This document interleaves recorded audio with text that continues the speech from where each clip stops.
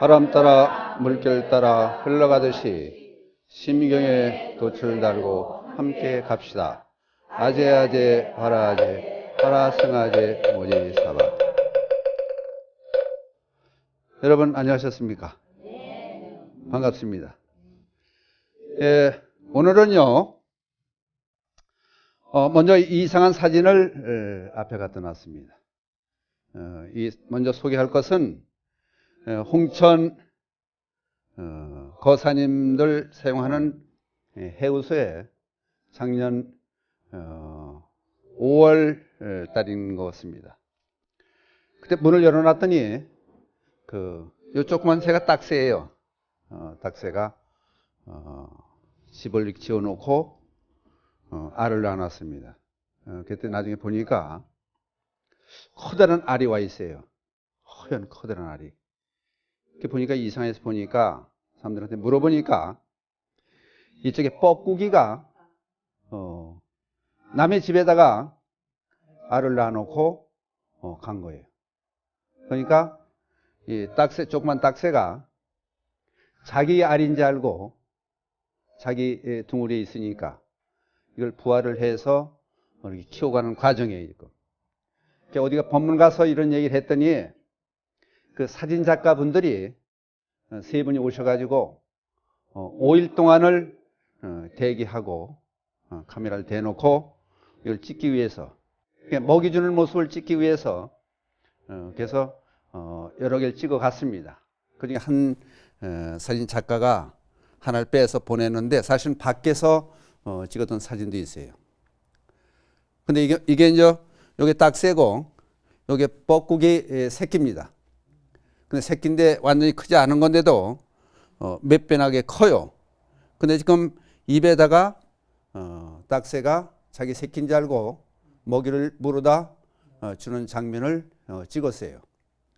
근데 이게 이제 밖으로 날아가는 날 대기하고 있던 사람들이 참 무자비한 게 이 새끼가 밖에 나가서 풀밭에 앉았는데 그걸 가서 잡아가지고 이렇게 빙빙 돌리더라고요. 그게 왜 그러나 했더니 정신 못 차리게 어지럽게 만드는 건가 봐요. 이만한 돌멩이가 있는데 그 위에 올려놓고 이 뻐꾸기를 올려놓고 근데 조금 있더니 저도 옆에서 지켜봤는데 이 사진을 카메라를 멀리 쭉 대놓고 세 대가 대기하고 찍는데 느닷없이 요 딱새가 쉬어봤어요. 내가 세계에 한 15마리까지 세수해 내가. 근데 막 사람들한테 날라오고 딱새가 막 짖고 난리가 났어요. 짹짹거리고 막 난리가 난 거예요. 그래서 사진 작가들한테 물어봤죠. 이게 왜 그러냐 그랬더니 자기 새끼를 사람들이 해코자 하는 것 같으니까 비상사태가 생겨가지고 전부 동료들이 몰려와서 데모하는 거라고 그래. 항의하는 거라고. 그래서 거기서 몇 장면을 다시 찍어가지고 갔습니다. 그래서 이제 여러분께 보여드리는 의도는 이런 사진 보기도 힘들고 제가 직접 봤던 거고 홍천 광운사에서 있었던 일이니까 여러분께 소개를 해드린 겁니다. 그러면 우리가 생각하기에 어린 딱새가 자기보다 몇 배가 더 큰 자기 둥지에서 알을 부화시켜서 자랐으니까 자기 새끼로 하는 거예요.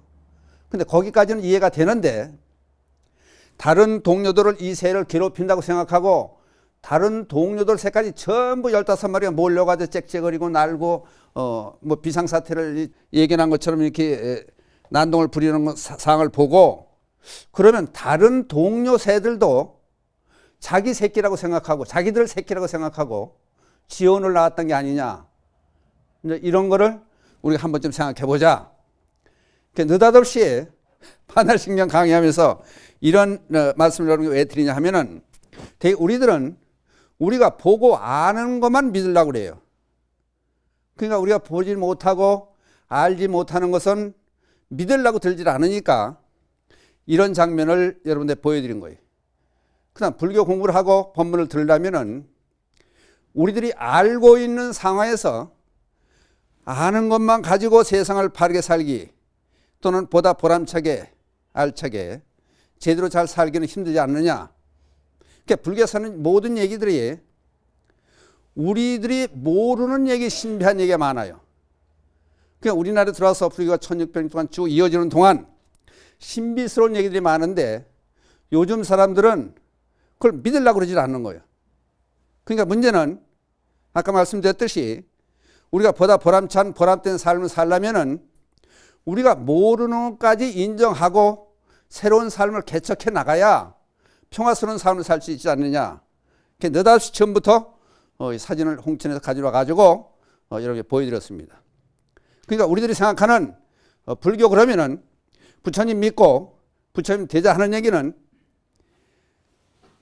지혜를 정득해서 보다 폭을 넓혀서 세상을 보자. 근데 삼라만상이 그렇게 많이 펼쳐진 상황에서 우리는 먼저도 얘기했지만은 마치 관견 그래요. 관견이 뭐냐면은 대나무 대롱 속으로 이제 원효 스님께서 하신 말씀인데 대나무 대롱 속으로 세상을 본다. 대나무 대롱 속으로 두 눈으로 봐도 세상을 다 못 보는데 대나무 대롱 속으로 통해서 세상을 보는 거예요. 그러니까 한 부분만 보고 있다. 부분만. 그러니까 마치 비유경이 나오는 거 보면은 장님이 코끼리 더듬듯이 한다 그래요.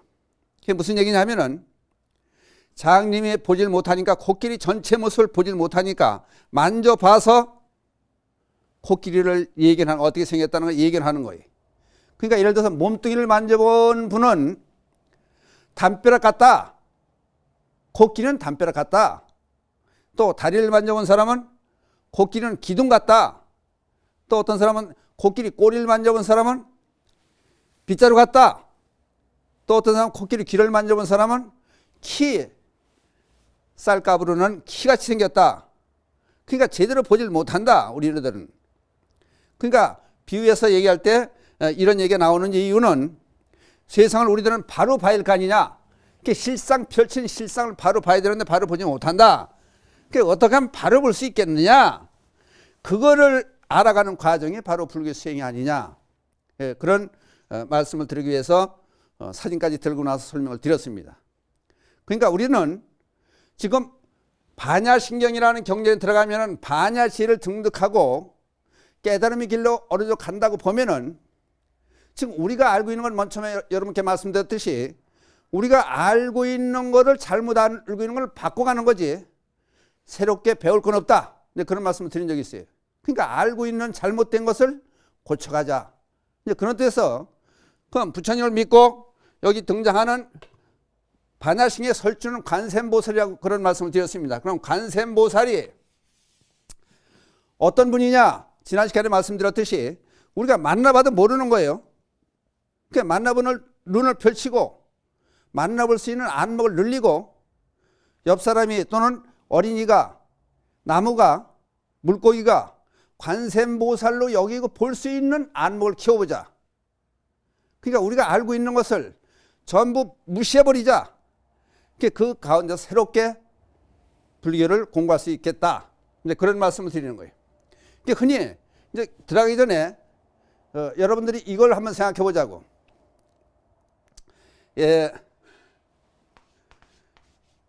선문답에 나오는 얘기지만은 판치 이빨치 쓰는 거예요. 지금 판치 생모 이게 무슨 얘기냐면 판치 생모 판치는 앞니빨을 얘기해요. 생모는 요거는 앞니빨에 털이 났다. 그러니까 여러분들은 우리나 여러분들은 앞니빨에 털이 났다. 믿어요 안 믿어요? 못 믿죠. 믿을 수가 없는 거예요. 앞니빨에 무슨 털이 나느냐. 근데 우리는 지금 분별지에 떨어져. 분별하는 마음에 떨어지는 거야. 분별지. 모든 것을 나눠놓고 분별해 놓은 거야 지금. 그럼 예를 들어서 우리 몸을 가지고 앞니 또는 코, 눈, 머리, 팔, 다리 나눠 놓을 수가 있느냐? 나눠 놓을 수가 없는데 나눠 놓는 거예요, 지금. 이거 우리 한 몸으로 그냥 한 몸으로 보면 되는 거예요. 그냥 나눠 놓다 보니까 앞니빨이 무슨 이빨이 나느냐? 그럼 머리에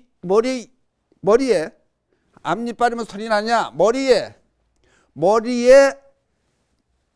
털 나는 거는, 수염 나는 거는 인정하지 않아요. 인정해요, 안 해요? 인정해요, 안 해요?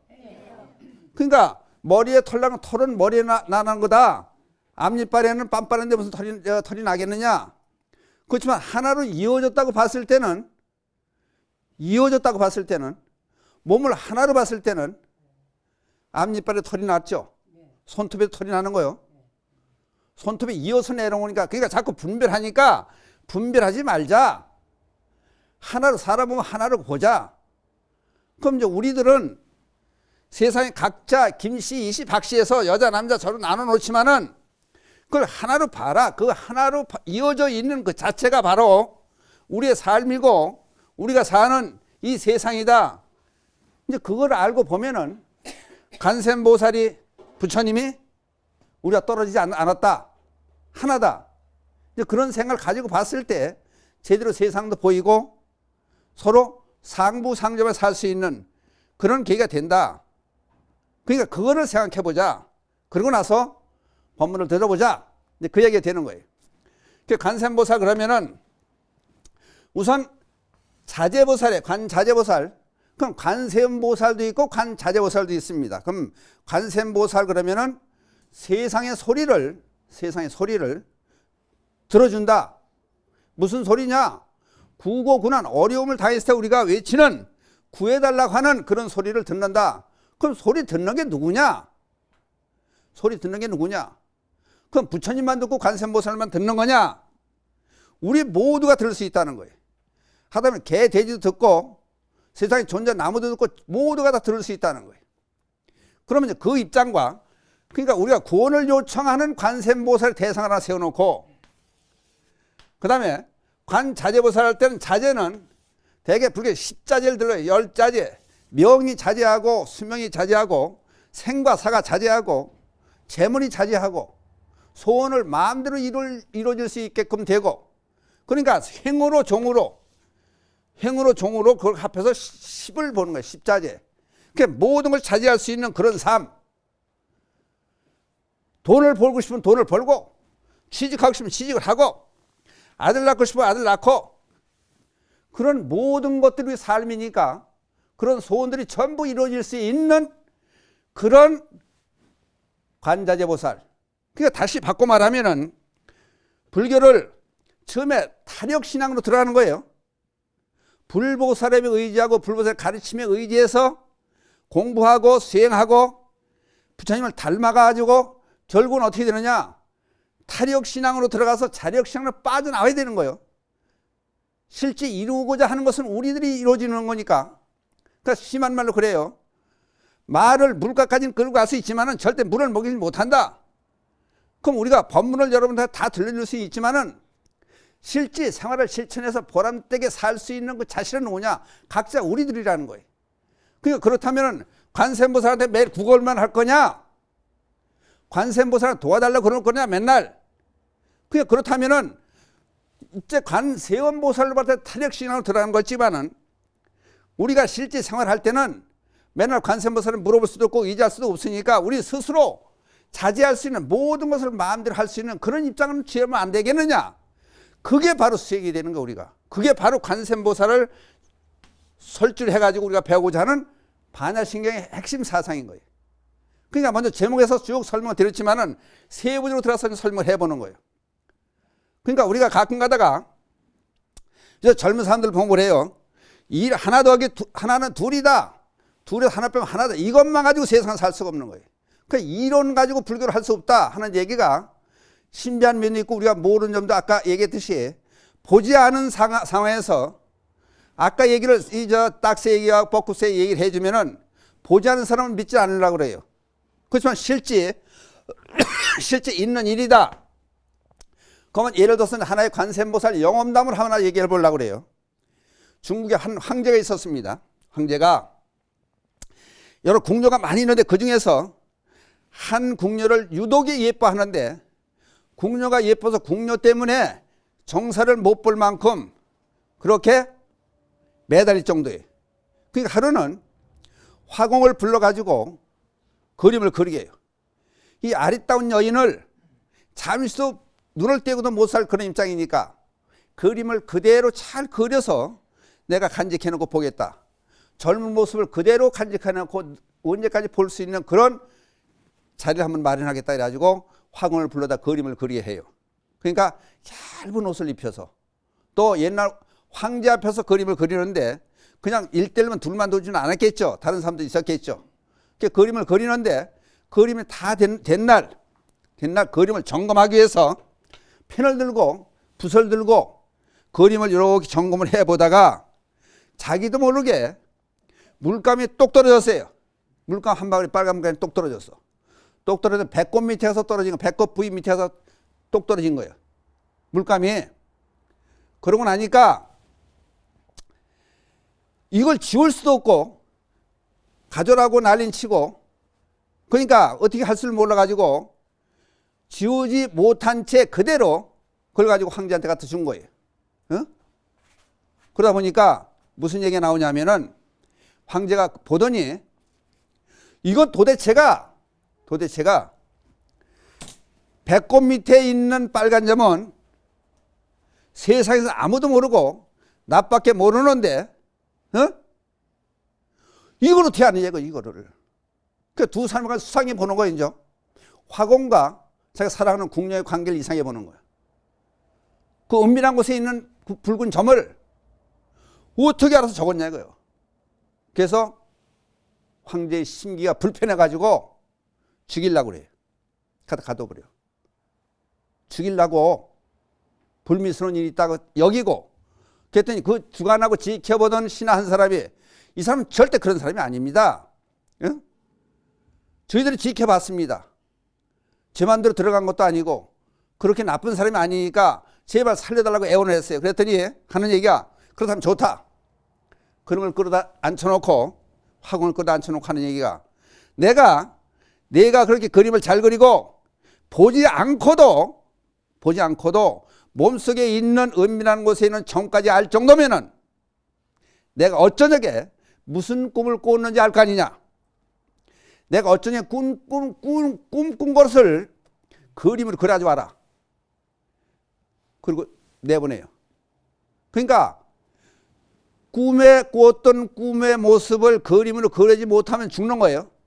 그러니까 이 사람이 착실한 불자라 나는 이제 죽었습니다 생각하고 죽고 삶을 떠나서 그림을 그리기 시작하는 거예요. 마지막 그림을. 근데 무슨 그림을 그리냐면은 11면 관세음보살을 그려냈어요. 가는 길을 쭉 하다 보니까 자기들만 떠오르는 그림을 관세음보살에 의지하는 마음도 있고 그래서 11면 관세음보살을 그려서 갖다 놓은 거예요. 그때 임금이 보고 내가 어쩌냐게 꿈에 이 11면 관세음보살을 봤다는 거예요. 그 풀려나요.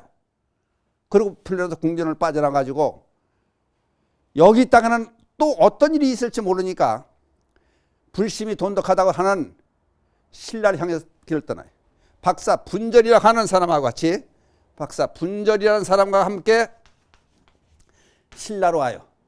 그때 이때 온 때가 언제냐 하면은 서기 926년이에요. 와가지고 경주에 중생사라고 하는 절을 세우고 중생사 그리고 나서 관세음보살을 조성을 해요. 응? 이 사람이 관세음보살 조성해서 그 기도를 같이 하고 같이 묵고 사는데 요때 무슨 일이 발생됐냐면은 여러분들이 옛날에 했던 사극 중에서 궁에서 보면은 예, 경주의 견훤이 백제 견훤이 맞아 후백제 견훤이 쳐들어와요. 그랬더니 견훤이 경주를 점령을 해요. 요 이전에 요 쳐들어오고 요 과정에서 최은암이라고 하는 사람이 최은암이라고 하는 사람이 아들이 없어 중생세에 가서 기도를 해요. 아들을 점지해달라고. 그래서 기도 끝에 얻은 아들이 최승로예요. 최승로. 그러니까 견훤이 경절 쳐들어오니까 난리가 나니까 가족이 다 함께 비난가정에 같이 있으면 같이 죽을 수 있으니까 부처님께서 점지해줘 기도하고 한 난 아들이니까 피난 가면서 사람들이 몽땅 피난을 가요. 피난 가는데 부처님 계신 불단 밑에다 깐난 애를 놓고 가요. 이 최승로라고 하는 아들을 놓고 피난을 가. 그리고 나중에 안정이 된 다음에 15일 후에 다시 와요. 15일 후에 와서 보는 거예요. 법당에서 들어보니까 금방 목욕하고 금방 젖을 먹은 것 같은 그런 모습으로 엄마 아버지를 맞이하는 거예요. 아무도 다 피난한 거 아무도 없었는데 텅 빈 법당에서 개를 키워내요. 최승로를. 예? 그래서 최승로에 대한 역사책을 뒤져가지고 제가 찾아냈어요. 찾아봤어요. 그랬더니 927년에 태어난 걸로 되어 있어요. 무슨 얘기 나왔냐면은 고려시대 마지막 때 태어난 거지, 이때가. 그러면은 우리가 역사에서 배우는 게 935년이 신라가 망했어요. 서기 935년에. 근데 927년에 최승로가 태어난 걸로 되어 있는데 12살 때 태조가 이 최승로가 논어를 읽는 걸 보고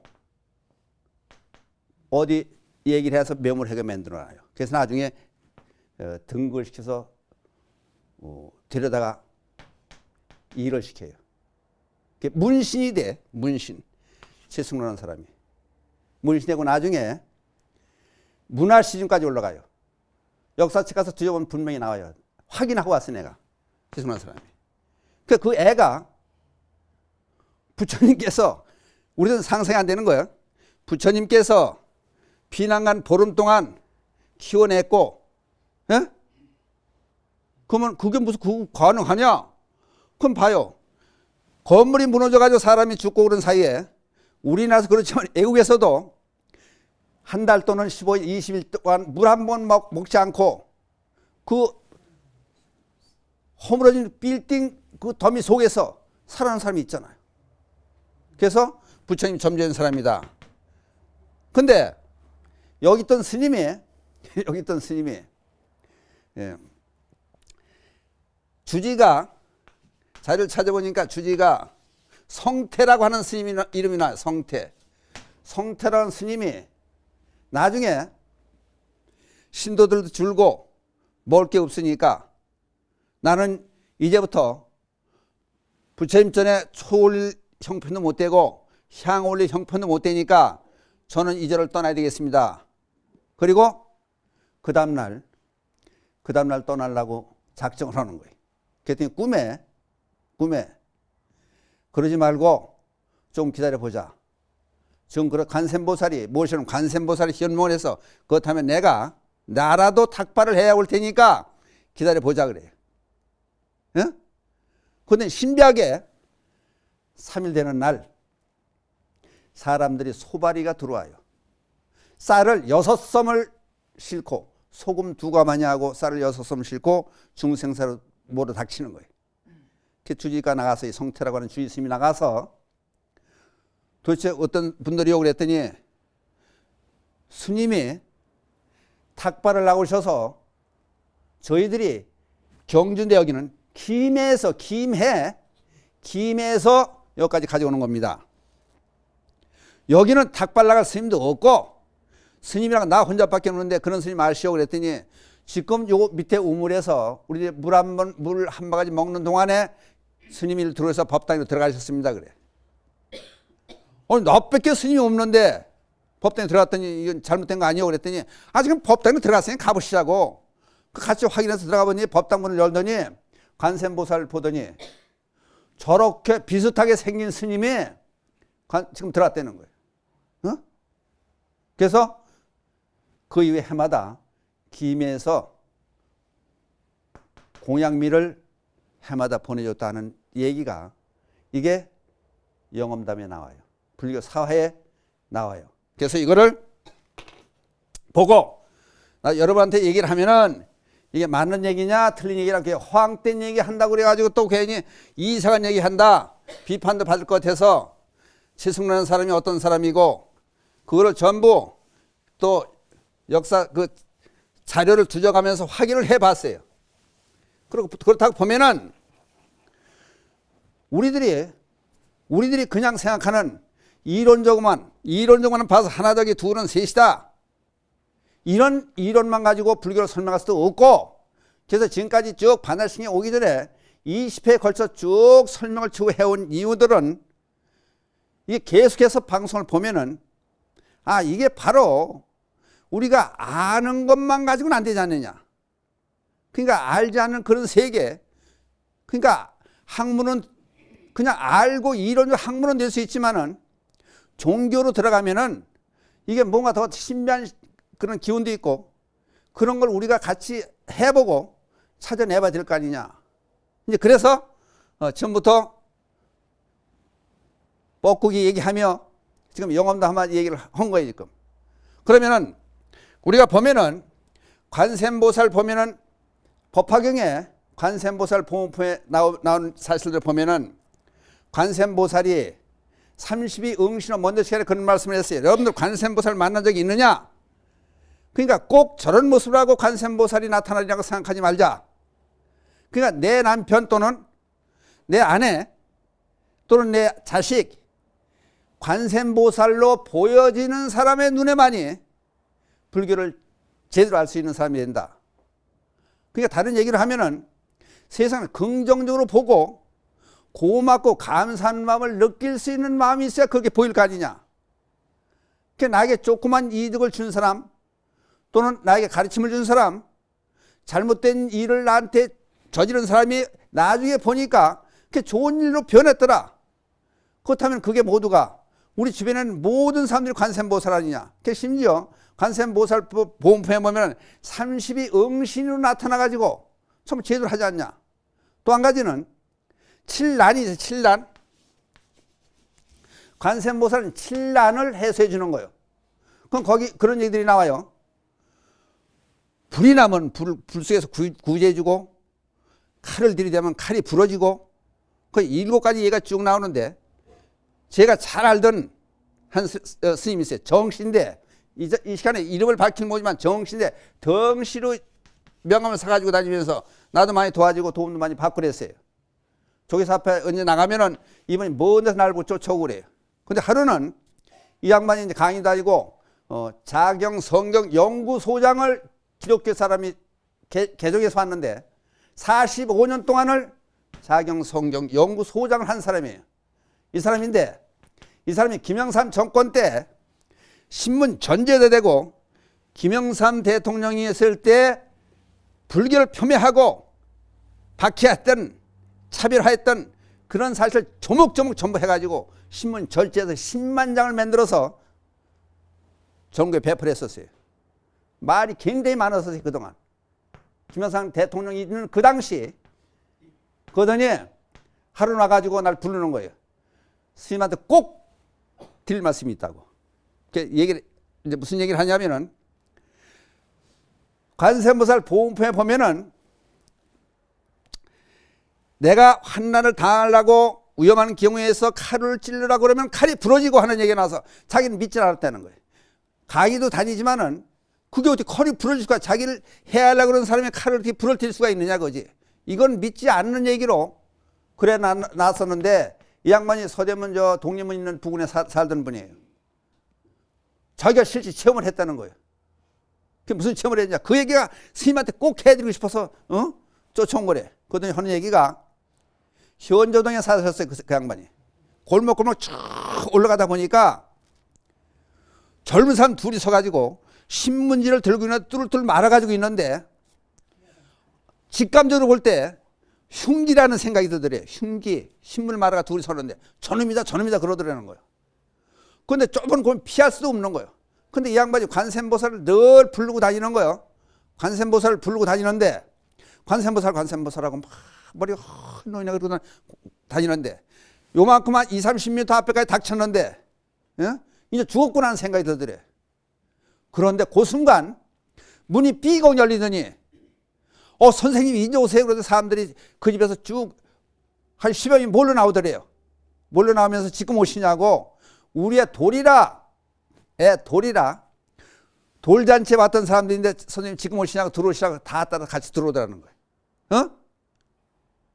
그러니까 그 20m 30m 그 찰나에서 여차하면은 당할 그런 위기에서 문이 삐걱 열리면 사람이 우르 몰려 나와가지고 아는 사람들 몰려 나와서 자기를 맞아들이더라고요. 그러니까 칼을 못 쓰게 됐으니까 부러진 거 아니냐. 이런 얘기를 하는 거예요. 칼을 못 쓰게 됐으니까 부러진 게 아니라 나는 실제 느꼈다. 그러니까 우리가 경전 해석할 때 그 양반이 경전 해석할 때 꼭 그것이 은혜적으로 나왔다고 해도 우리가 열심히 기도하면은 그런 어려운 상황에서 피해날 수 있는 그런 상황들이 있더라. 그러니까 자기는 앞으로 계속 관음정론을 할 것이고 또는 경전의 얘기를 전부 믿을 것이고 믿는 계기가 또 하나의 업그레이드 될 수 있는 그런 신심을 낼 수 있는 그런 계기를 마련했다. 그런 자랑삼을 얘기를 하더라고. 그렇게 보면은 이제 우리들은 관세음보살을 또는 관자재보살 수많은 이름으로 불리는 관세음보살을 만나고 있는데 그것을 그냥 넘어치는 것보다 자기에게 좋은 일, 감사한 일이 있을 때 감상을 아는 사람이 전부 가피를 받는 거예요. 그게 상당히 중요한 거예요. 그게 불교에서 업설을 자꾸 들은 건 업. 근데 이걸 잘못 갖다 붙여대면은 예를 들어서 가끔 그런 얘기를 해요. 저는 전천에서 예를 들어서 5만 원을 쓸 일 맞았다. 먼저 시간에 얘기하는 기억이 나요. 그러면은 5만 원 잃어버린 거 가지고 자꾸 골머리 알리고 골머리 썩히고 왜 전천에 도둑놈이 있느냐, 경찰은 뭐 하느냐, 정부에서는 뭐 하느냐 이렇게 불평불만하고 다니면은 그 다음에 진행되는 일이 5만 원 아니라 5만 원 이상 50만 원, 500만 원의 손해도 볼 수 있다. 그러니까 차라리 5만 원 잃어버렸을 때 현 그 상태를 인정하고 현실을 인정하고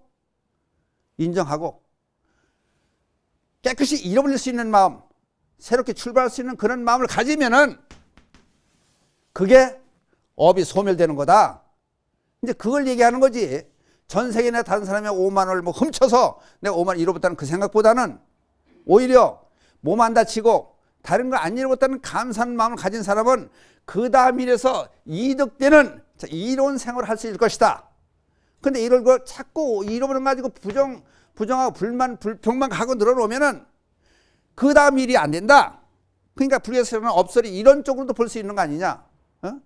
그러니까 도둑 당한 사람이 그 사람 당한 사람도 잘못이고 훔쳐간 다 같은 잘못이다. 사회 잘못이고. 그러니까 그거를 인정하고 또다시 자기를 잘 간직할 수 있고 자기 물건을 간수할 수 있는 그런 계기가 될 수 있는 그런 가르침도 그것도 하나의 스승이냐. 그럼 다른 면에서 봤을 때 그것도 관세음보살이 아니냐.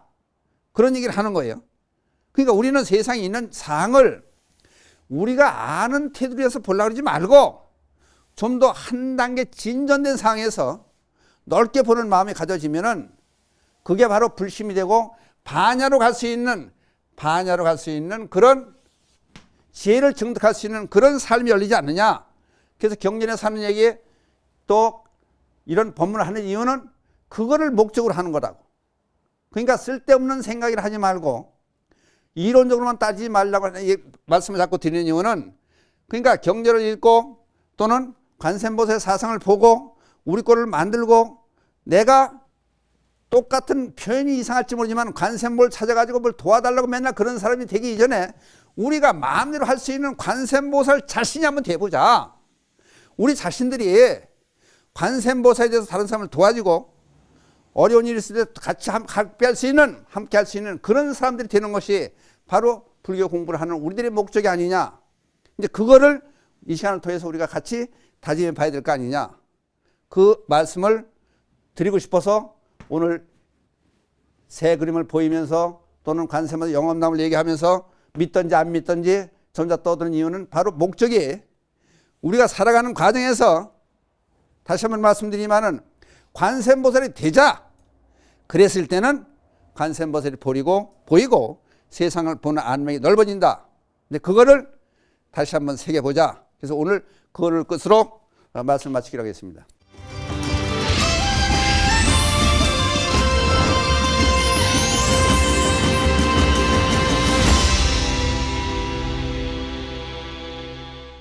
이제 제 생각에는 제가 어렸을 때 저희 동서하고 굉장히 갈등이 있어서 그때는 제가 몰라서도 못했고 쑥스러워서도 못했고 그래서 못했는데 우리 형님이 너무 그걸 갖고 스트레스를 줘서 내가 어느 정도 컸을 때 아 이건 이렇겠구나 하는 생각이 들어서 가려고 하니까 너무 마음이 멀어져 버렸더라고요. 그래서 제가 저희 며느리들한테는 아 그걸 기다려줘야 하는 걔네들도 몰라서 못했고 알면서도 쑥스러워서도 못했을 거고 근데 그래서 제가 그걸 아 걔네들이 올 때까지 기다려줘야 되겠다고 했더니 다른 사람들은 그렇지 않아야 된다는데 어떻게 제가 판단을 하고 그걸 받아들여야 될지요. 그럼 뭘 기다린다는 거예요? 그러니까 이제 감정이 안 상하게 뭘 시키고 이런 건 난 안 하고 저기들이 알아서 스스로 할 때까지 기다려준다고 생각하는데 다른 친구들은 그러면 안 된다고 그러거든요. 네, 안 되죠.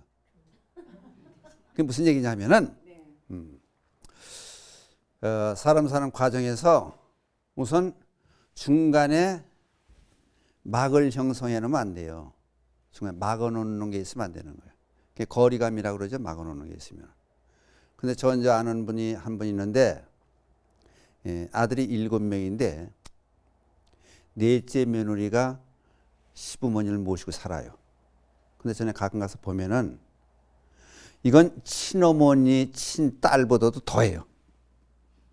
소리 지르고 싸우는 것 같아요, 맨날. 그러니까 격의가 없는 거예요. 두 사람 사이에. 시어머님은 시자가 딱 붙으면은 이건 남의 어머니요. 그렇죠? 그러니까 중간에 거리감이 생기는 거예요. 그러면은 내 친딸이라고 생각하면은 기다릴 것도 없고 그러면 예를 들어서 시어머니 입장에서 다른 집에서 잘 키워낸 딸을 내 집에 며느리 보냈으면은 이제 며느리란 생각보다는 내 딸이란 생각으로 지나면은 예범절 따질 것도 없이 사실은 가까운 사람일수록 예절을만 지켜라 그러는데 사실은 따질 것도 없이 할 말 해주고 나부터 마음을 열면 간단해요. 나 살아왔던 옛날 생각하고 그걸 배려하려고 그러고 자꾸 사이를 두고 거리를 두면은 점점 멀어져요. 그러니까 요즘 사람들이 옛날 살아왔던 시대랑은 틀리거든요. 심지어 이제 옛날 사람들이 그런 얘기를 해요. 우리 살 때는 먹고 살기 힘들어서 맨날 밥을 굶고 살았다. 밥이 없어 쌀이 없어 밥도 못 해먹고 그랬더니 요새 애들이 뭐라는지 알아요? 라면을 끓여 잡섰죠. 라면이 어디 있냐고. 그러니까 시대로 틀린 상황에서는 옛날에 할 것도 없고 그럼 가끔가다 그런 얘기를 해요. 저 나이를 먹었지만 저하고 접촉하는 스님들이라든지 사람들 보면은 전 나이를 안 따지려고 그래요. 그러니까 50 먹은 사람이나 60 먹은 사람 친구처럼 지내려고 그러고 또 7, 80 사람도 친구처럼 지내라고. 그 이유는 서로 거리감을 두면 안 돼요. 따지면. 그러니까 내 형제다. 또는 내 딸이다. 또는 내 며느리장 친어머니다. 이렇게 생각하고 이 잘못된 마음 자꾸 움켜놓고 있지 말고 할 얘기를 하는 거예요. 그게 턱 열어놓고 하면은 어느 단계 가면 툭 터져요. 술이. 마음이 터져. 그러면 야단을 쳐도 그게 곱게 받아들여지고 좋은 일을 해도 곱게 받아지고. 그러니까 가끔가다 얘기하는 이가 그런 얘기를 해요. 요즘 세상에서 되게 결혼하면은 친정 가까운 쪽에 방으로 돼요. 왜? 친정 어머니가 가까우니까. 난 그런 얘기를 해요. 시어머니한테 김치 담궈 달라고 자꾸 귀찮게 해라. 자꾸 물어봐라.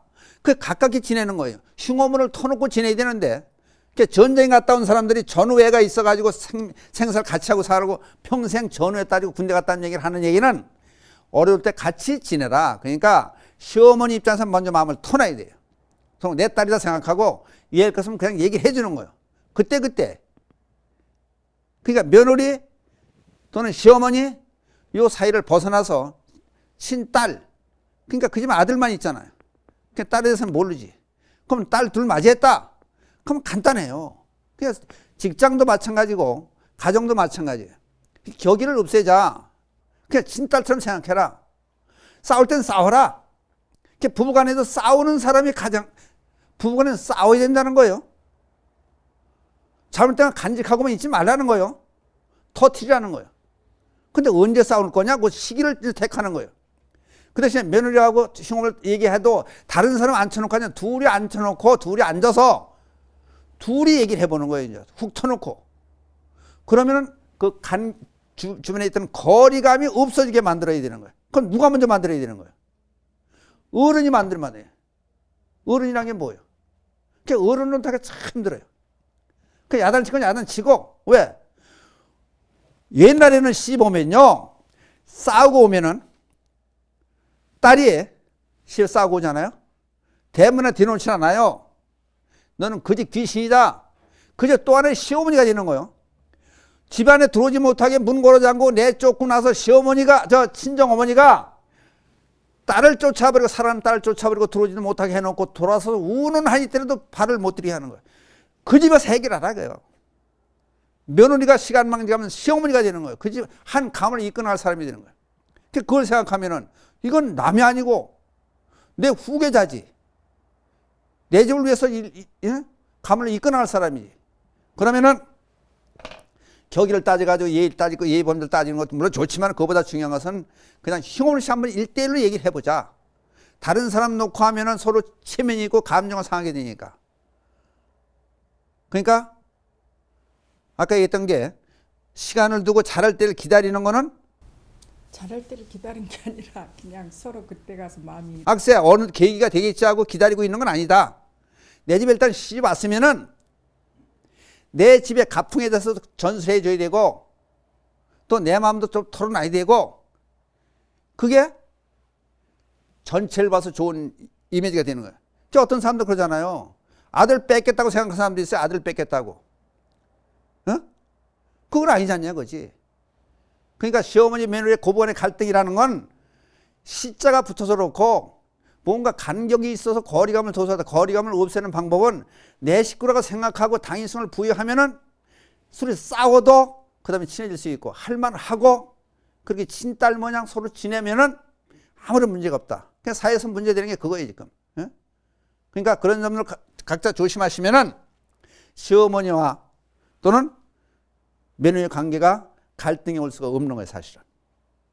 그러니까 친정어머니보다 내가 더 잘해주자. 친정어머니보다 잘해보자. 그게 물질보다는 마음으로 편안하게 해주고 가르쳐주고 그게 중요한 마음이다.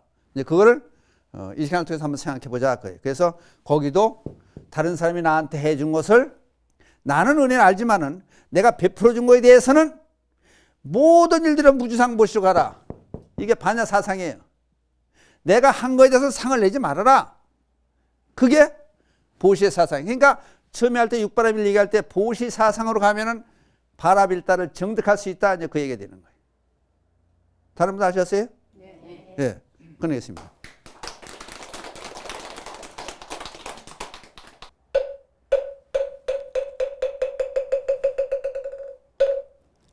바람 따라 물결 따라 흘러가듯이 심경에 돛을 달고 함께 갑시다. 아제 아제 바라아제 바라승아제 무지사바